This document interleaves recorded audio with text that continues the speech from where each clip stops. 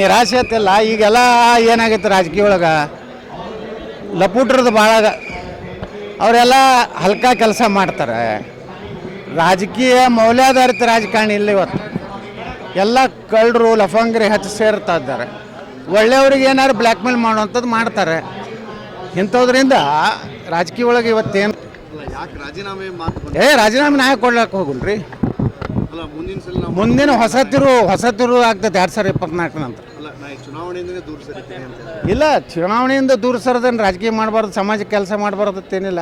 ಏನು ಬರ್ತೈತಿ ಅದು ಡಿಲಿಮಿಟೇಷನ್ ಆಗ್ತದೆ. ಮತ್ತೆ ಲೋಕಸಭಾ ಸೀಟು 3 ಆಗ್ತಾವೆ ಬಿಜಾಪುರನ. ಎಷ್ಟಂದರೆ ಅವು ಬಹುಶಃ 900 ಮ್ಯಾಗ ಆಗ್ತಾವೆ ಲೋಕಸಭೆ. ಕರ್ನಾಟಕ ವಿಧಾನಸಭೆ 290 ಮೇಲೆ ಆಗ್ತಾವೆ. ನೋಡೋಣ ಅವಾಗ. ಸಿ ಎಮ್ ಆದವ್ರು ಎಲ್ಲದಾರ ಈಗ ಎಲ್ಲ ಕೆಲವೊಂದು ಮಾಜಿಗಳು ಯಾರು ಕೇಳ್ತಾರ ಅವ್ರಿಗೆ 100 ಮಂದಿನ ಕೂಡ್ಸತ್ತೆ ಹೇಳ್ರಿ.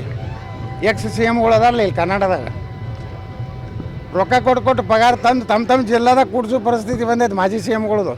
ಸುಮ್ಮನೆ ಆಗಿನವ್ರಿಗೆ ಏನೋ ಅಂಜಿಸ್ಯಾರ, ನನಗೆ ನೀವು ನನ್ನ ಮಗ ಉದ್ಧಾರ ಮಾಡಲಿಲ್ಲ ಅಂದ್ರೆ ನಾನು ಲೋಕಸಭಾದಾಗ ಕೆಲಸ ಮಾಡೋದಿಲ್ಲ ಏನೋ ಭಯ ವ್ಯಕ್ತಪಡಿಸ್ಯಾರ. ಅವರು ಹಾಳಾಗಿ ಹೋಗಲತ್ತು ಕೊಟ್ಬಿಟ್ಟಾರ.